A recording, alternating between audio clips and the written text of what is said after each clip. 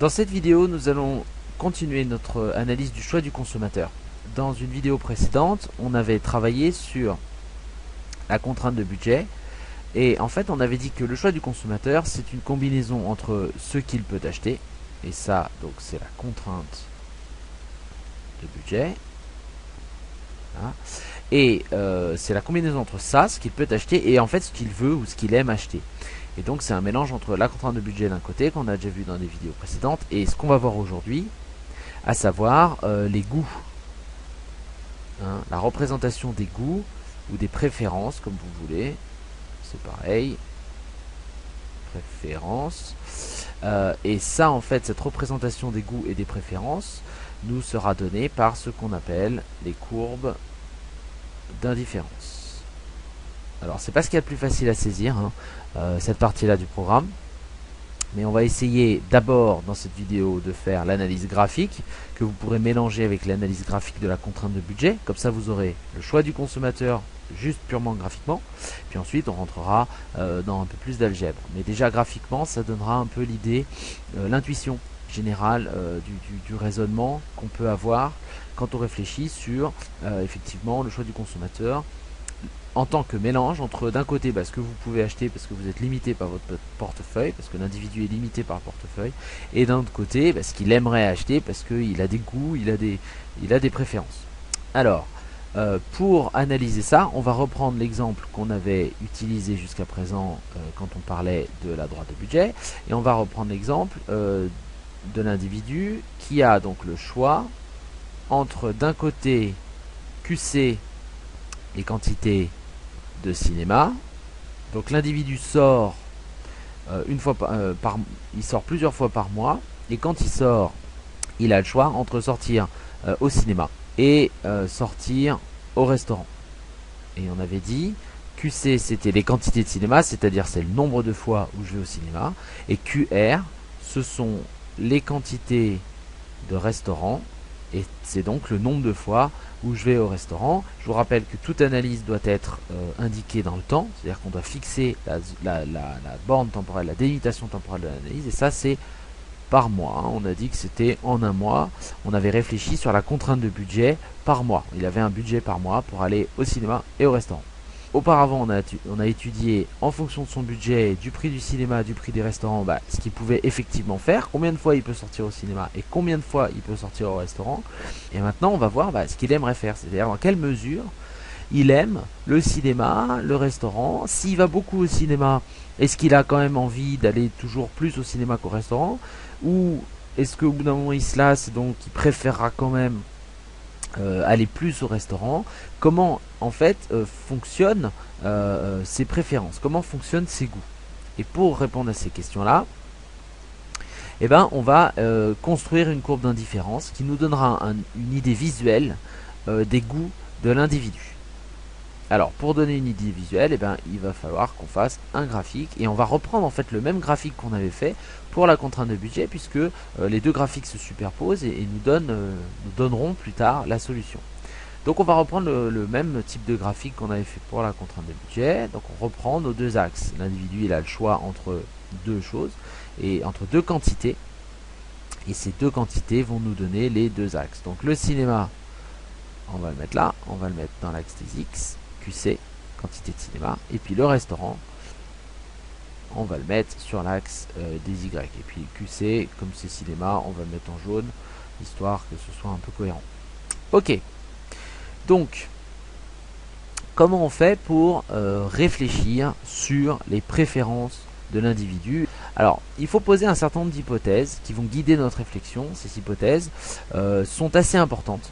Elles limitent et elles guident notre réflexion. Alors, il y a trois hypothèses importantes que l'on peut poser. La première hypothèse, c'est la rationalité du consommateur. Donc, le consommateur est rationnel. Ça veut dire quoi? Ça veut dire qu'il maximise son utilité. Ça veut dire donc qu'il choisira toujours plus à moins.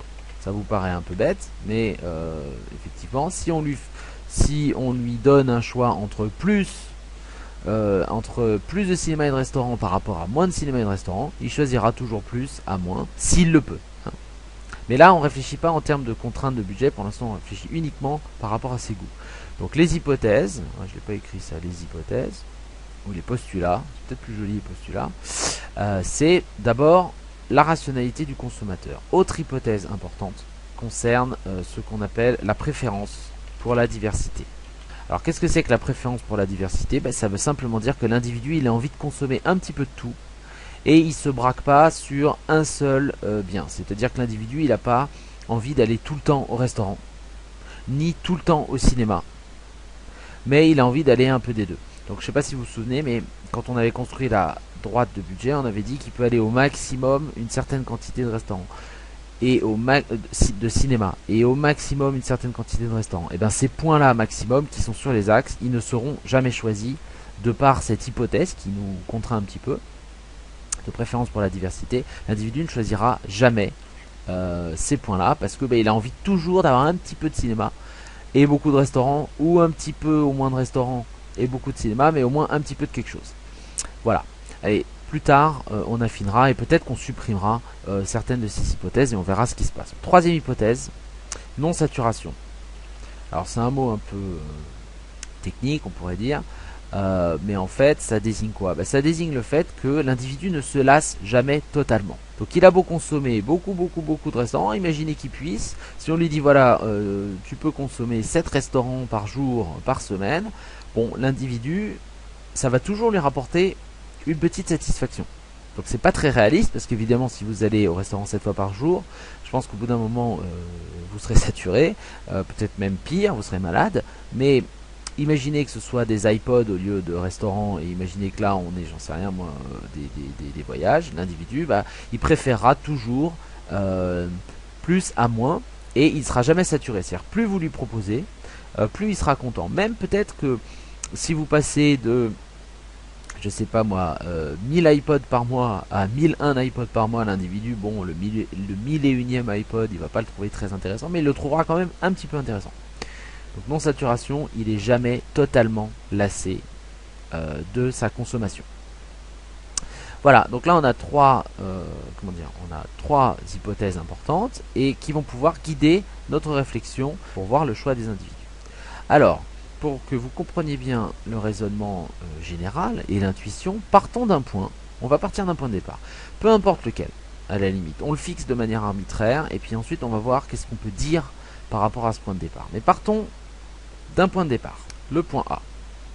Donc l'individu il consomme QCA de cinéma, une certaine quantité de cinéma, et il va consommer QRA de restaurant. Donc en fait il consomme ça de restaurant et ça de cinéma au point A. Bien. Alors déjà qu'est-ce qu'on peut dire sur ses goûts, sur sa réflexion, sur les choix qu'il peut faire entre plusieurs alternatives? Eh bien, on va, en partant du point A, décomposer le cadran, décomposer notre graphique en plusieurs zones. On va mettre le A ici. Voilà, mais ça revient au même. Le point A, il est toujours au même endroit, bien entendu. Qu'est-ce qu'on peut raconter à partir de là? Si on lui propose un point B, ici, regardons les quantités qu'on lui proposerait de consommer. Au point B, on lui propose de consommer cette quantité-là de cinéma, d'accord, et cette quantité-là de restaurant. Donc c'est pas mal. Comparons par rapport au point A. Au point A, on lui proposait de consommer cette quantité-là, un QCA de cinéma, et QRA, cette quantité-là de restaurant. Donc très clairement au point B, on lui propose de consommer plus de cinéma et plus de restaurant. Et comme il est rationnel, il choisira toujours plus à moins. La rationalité nous indique que le point B sera préféré au point A. Alors préféré, ça s'écrit comme ça. C'est un espèce de zigouigoui. En fait, c'est un supérieur déguisé, mais comme c'est pas un supérieur parce que c'est pas vraiment mathématique, c'est de la préférence, c'est pas vraiment la supériorité numérique.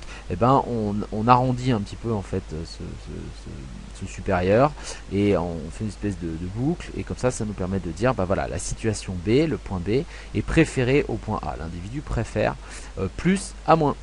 Imaginez qu'on lui propose un point C ici. Le point C, il a autant de restaurants au point C. Vous voyez, on est à la même hauteur verticale. Par contre, il a plus de cinéma au point C. Donc il y a quand même plus à moins. Il choisira donc le point C. Le point C sera préféré au point A. Donc il préférera consommer autant de restaurants et plus de cinéma plutôt que autant de restaurants et moins de cinéma. Hein. Et on peut faire exactement la même remarque pour par exemple un point D qui serait ici. Ici il aurait plus de restaurants mais autant de cinéma. L'individu dirait bah, moi je préfère largement le point D au point A parce que je peux aller autant de fois au cinéma, mais par contre je vais aller beaucoup plus de fois au restaurant. Qu'est-ce que ça nous raconte là-dessus? Bah, qu'est-ce qu'on peut en déduire de ce que je viens de dire? Bah, on peut en déduire que tous les points qui sont dans ce cadran-là, en haut à droite de A, donc le point D, le point C, le point B, tous les points qui seront dans ce cadran-là, voyez, tous les points qui sont dans le cadran qui va plus loin que A, ou plus haut que A, ou plus loin et plus haut que A, c'est-à-dire par là, tous ces points-là sont préférés à A. Conclusion. Plus vous allez un peu à droite, un peu en haut ou en haut à droite, et plus l'individu est satisfait, plus son utilité sera grande. Et on peut faire exactement le même raisonnement, mais à l'inverse.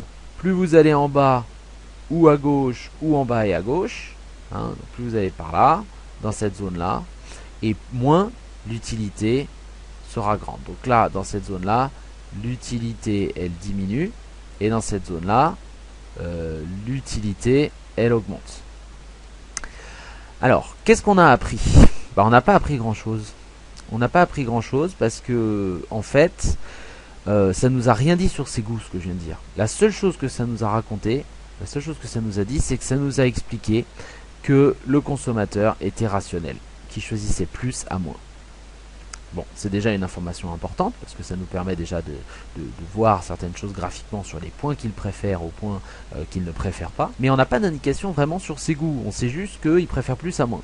On ne sait pas finalement. Finalement, tout le monde préfère plus à moins quelque part. Mais qu'est-ce qui différencie mes goûts en termes de cinéma et de restaurant de vos goûts? Qu'est-ce qui fait que je vais avoir une représentation visuelle de mes goûts qui va être différente des goûts de quelqu'un d'autre? Eh bien, pour ça, il faut s'intéresser aux deux autres cadrans que j'ai laissé ici en plan. Il faut s'intéresser à ce qui se passe dans ce cadran-là. Et il faut intéresser à ce qui se passe dans ce cadran-là. Et c'est en ayant une idée de ce qui se passe dans ces deux cadrans qu'on va avoir une idée précise des goûts de l'individu.